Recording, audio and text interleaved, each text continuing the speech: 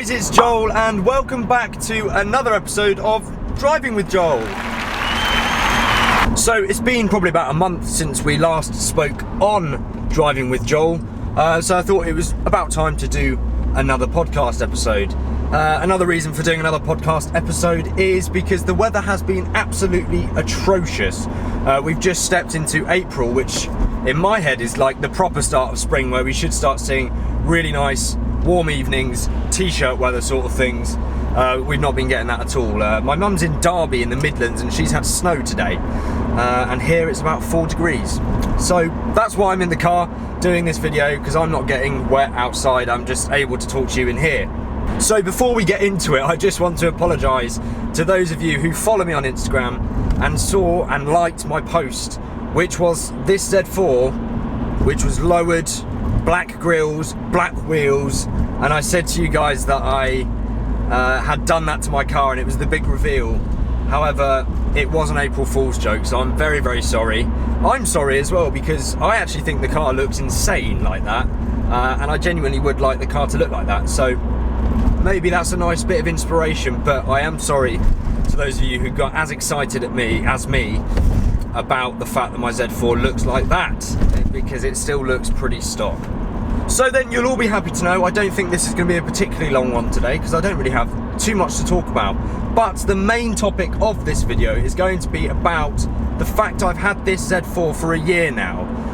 It was the end of March last year, 2017, that I bought this Z4, and it had around 103,000 miles on it when I bought it, and now I'm just coming up to 125,000 miles. So I've done over 20,000 miles in a year, which I think qualifies me to be able to talk about my experiences with the car as a whole, and really in a sentence, it has been absolutely seamless owning this car, but we'll get into it a little bit more. So when I bought this car, I was 19 years old. No, I wasn't, I was 20. Hold on. I was 20 years old, and as you can probably imagine, just overwhelmed with excitement. The day I bought it, I remember I was literally shaking on the drive home, because I was like, oh, what have I done? And also just, I was super excited. But the longer and longer I've had this car, and the more and more I've driven it, it has continued to exceed my expectations in how usable it is. I was always, you know, maybe when talking to friends and parents about the fact I was buying this car, trying to sort of convince them with, yeah, but it's really practical, but not really believing it, because I just wanted a fast sports car. However, like I say, having driven this more and more and living with it for longer and longer, you know what, I really wasn't taking the mickey. I wasn't lying. It really is a practical car. I've never come across a situation where I could have done with something else. Now, we've talked about this many, many times on the channel. Obviously, it hasn't got 4 seats, so that's just a simple, yeah, you can't give more than one person a lift. But besides that, I really haven't had any sort of times where I could have done with something else. It's super, super comfortable. It's super quiet on the motorway. It's got 6 gears. It's economical. I average around 33 miles per gallon in this. And when you want it to be, the roof comes off, sport mode goes on, and drop it down a few gears, and it's great. It's a sports car, and it feels nimble. It doesn't feel as heavy and as electronic as it is. It is, in my opinion, just a perfect combination of sports car and daily car around this price point. So it's been absolutely great. As far as maintenance, nothing unexpected has come up in this car. The only money I've actually spent on this car is on things that you'd have to spend on any car. I had the car fully serviced, I've had a new set of tyres, and I've had new brakes. So I mean, really, there's nothing there that I've had to do because I've had this car, because any car I would have bought, I would have probably had to do the tyres, brakes and a service by now.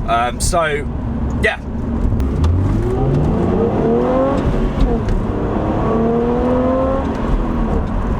Also, I'm not bored of the car. I'm a little bit bored of the car sometimes. It's a love and hate thing, you know. When you've had a car for a year, you start thinking, you're always looking at other stuff you'd want. I'm definitely at the point now where I want to do some exterior mods to the car.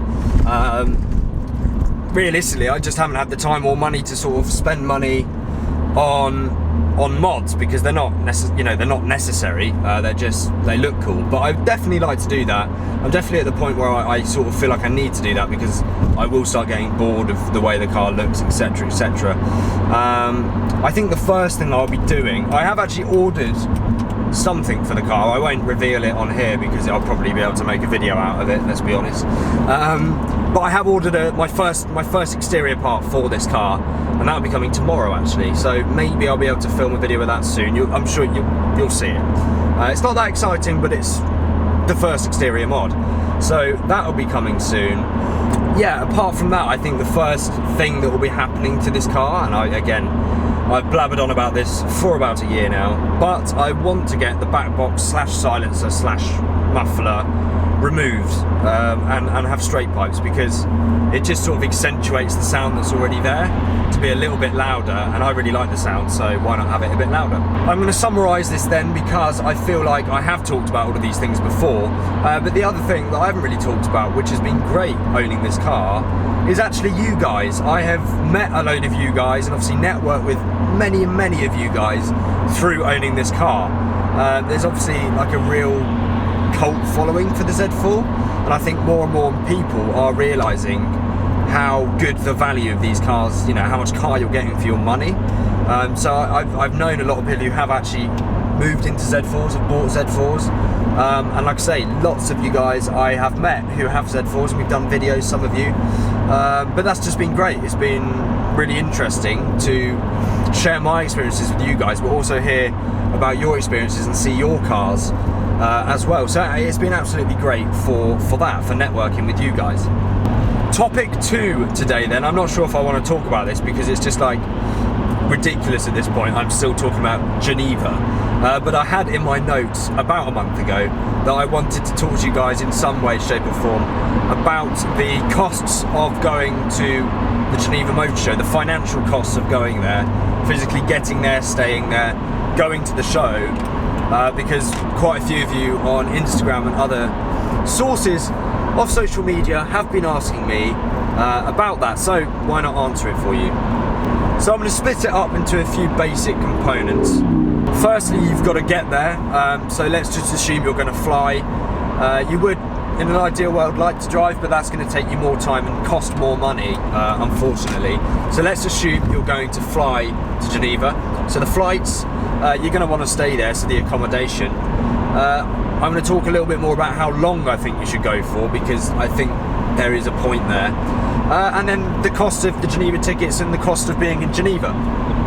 So then the flights. Now obviously this is very, I guess, subjective, because flight prices fluctuate a ton. But actually in my work I have to book a lot of flights, and in my spare time I book a lot of flights as well actually. So I do sort of have a little bit of an understanding. Realistically, if you book early enough and you're flying from London or maybe even Manchester, you're not going to have to pay any more than 100 quid for a return economy flight to Geneva. I actually paid 70 quid for my flight this year, and that was on British Airways. That's the other thing, British Airways aren't normally any more expensive than EasyJet. Sometimes they're actually cheaper, so make sure you don't dismiss BA and check BA's website for flights. If you're booking early enough in advance, you'll have absolutely no problems at all. You're talking, like I say, maximum 100 quid. Secondly, the accommodation, and this ties in very nicely with how long I think you need to go for. I would actually say you don't need any accommodation when you go to the Geneva Motor Show, because I think you should do it in a day. Yeah, I'm not even joking. The flight is about an hour and a half to get down there, so there and back 3 hours, and then you need an hour and a half either side of the airport. The Geneva Motor Show, which is held in the Palexpo, is actually on the Geneva airport site, so you don't even need to leave the airport to get to the motor show. You can literally walk straight from your plane through the terminal to the Palexpo. So it's about a 20-minute walk probably from getting off your plane to walking into the motor show if you did it that way. I would 100% recommend just going down for the day. If you've never been to Geneva before, however, and you sort of like to explore different cities, maybe go for a night, because Geneva is horrifically expensive. I think, let's use Starbucks as an example. I guess a large Starbucks latte in this country, in the United Kingdom, would cost you around £3.50.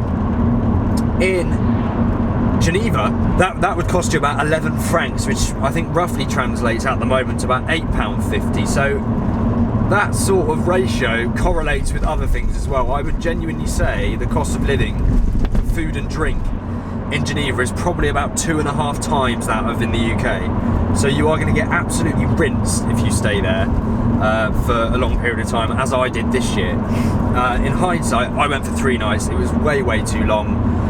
Next year I will simply just fly down on a Friday evening, probably stay that night and fly back on the Saturday afternoon. If I can, I'll just fly down in one day though. If you do want to stay there, I highly recommend booking an Airbnb, because the hotels, as you'd imagine, are extortionate. Again, I'm sure you can get deals if you book early enough, but I found Airbnbs are better in Switzerland in general. So it's probably best I give you some good news then. You get down to Geneva, you've got yourself a lovely hotel, or you don't, you've just come to see the motor show and nothing else. You've now got to pay, obviously, to get into the motor show, unless you're a famous YouTuber and you get invited there.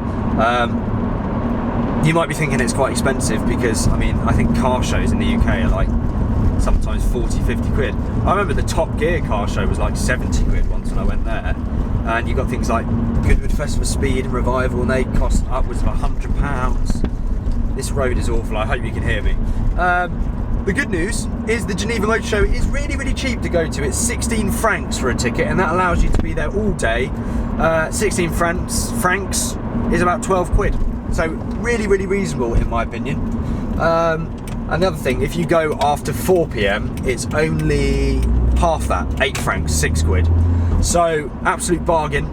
If you go after 4 PM as well, you've still got 4 hours, because it doesn't close till 8. And I guess it's not such a bad idea, because it's probably a little bit quieter at that time. Most people will be there around and before lunch. So yeah, it's really affordable to go to the motor show in terms of actually the tickets.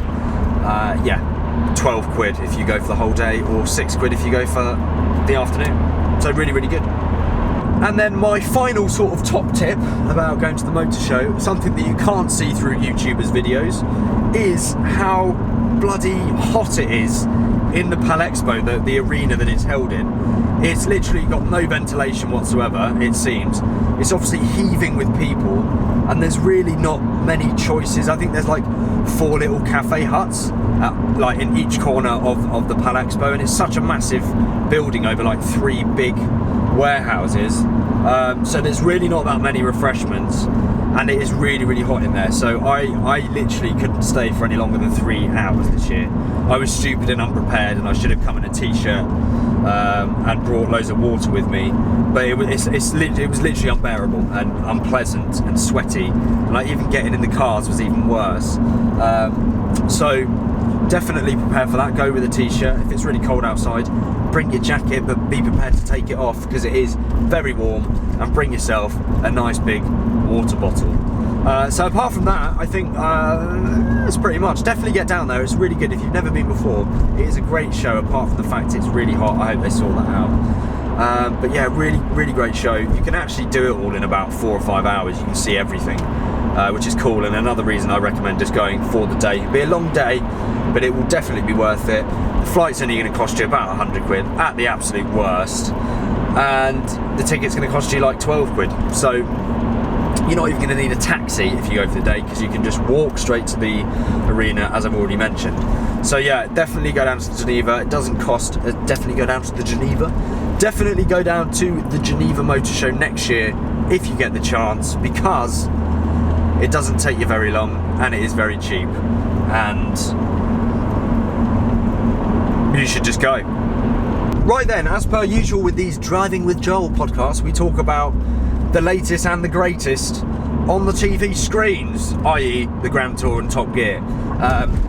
It is now April, as we've already mentioned, and I think the last time I did a podcast, the Grand Tour was just finishing. It has finished now, as we all know, and Top Gear has started, as we all know. So I want to know what your thoughts are on the new Top Gear. I think we have talked about this, but we talk about it every week anyway, or every time I do one of these. I think it's got a lot better. I think the first episode or two were a little bit shaky, and I was like, really?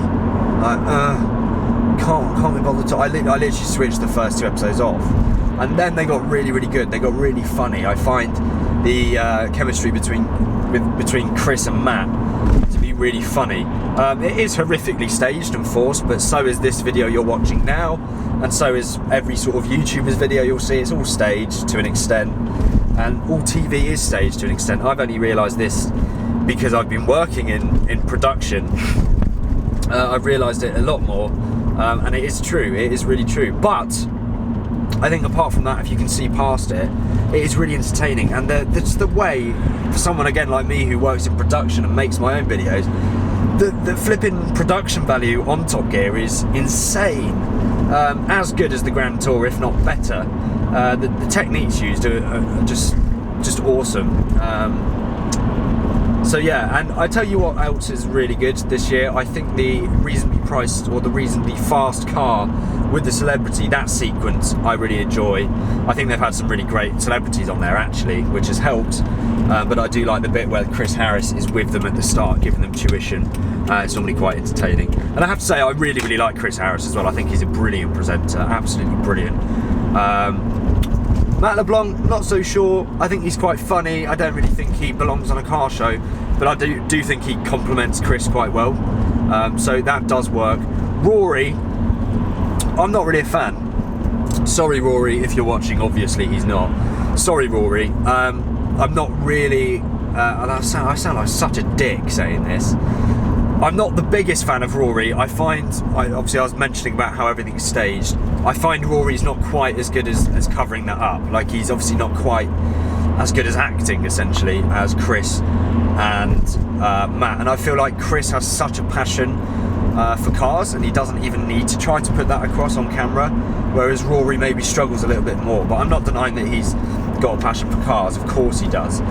However, I have to say, recently Rory has been growing on me a lot. Since he did that episode, I think it was episode 4, where he drove that Le Mans Porsche in the hills of Japan. That was awesome, and I really, really enjoyed watching that sequence, and I think it's really nice that Rory got to do something that was cool, as opposed to sort of driving a Kia, which is sort of what he seems to get left with at the moment. But I thought that was really nice that he had an amazing thing to do. So maybe actually it's just the producers not giving him the great content, which means I'm not enjoying watching him as much.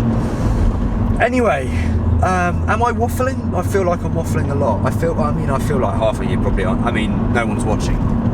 If you're watching, hi, send me a message to say that you were still watching, or leave a comment below to say you were still watching. Let's have a competition right now. Let's see who has watched for the longest.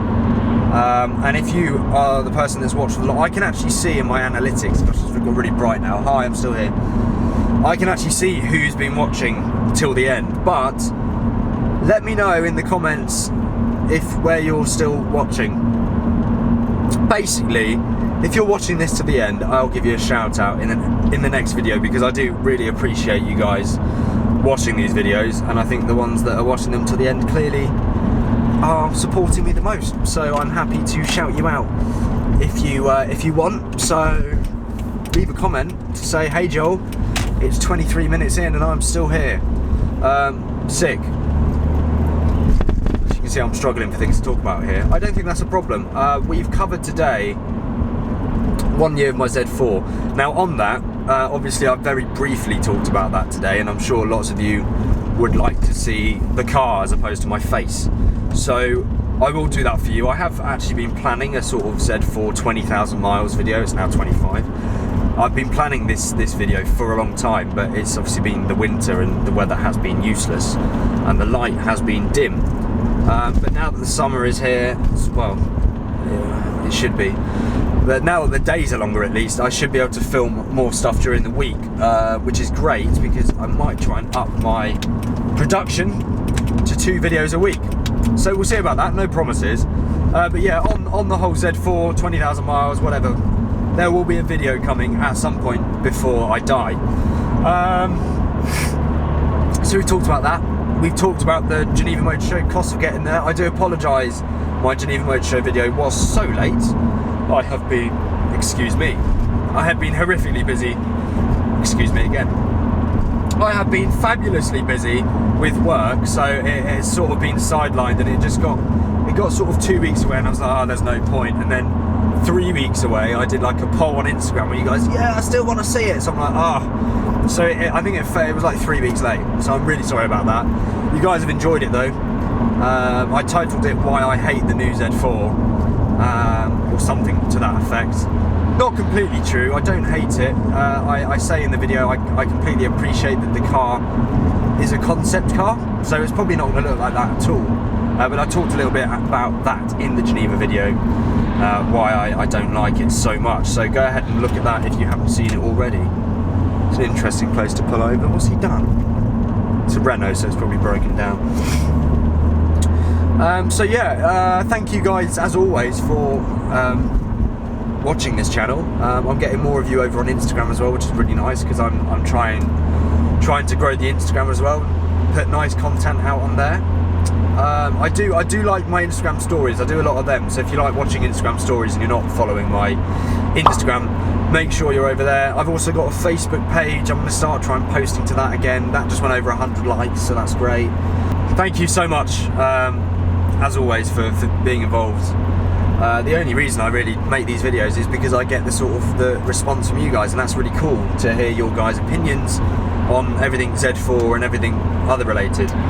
And also, as always, I'm always looking for your suggestions. So if you have got any suggestions at all, or you've got any cars which you'd like filmed, or you want to do a collab, drop me a line on email, on Instagram. I think my number's even on Instagram, so drop me a text or drop me a comment on this YouTube video, and I will be sure to get back to you. But thank you guys for watching. I hope you've enjoyed this video as always, and I will see you guys very, very soon. Thank you.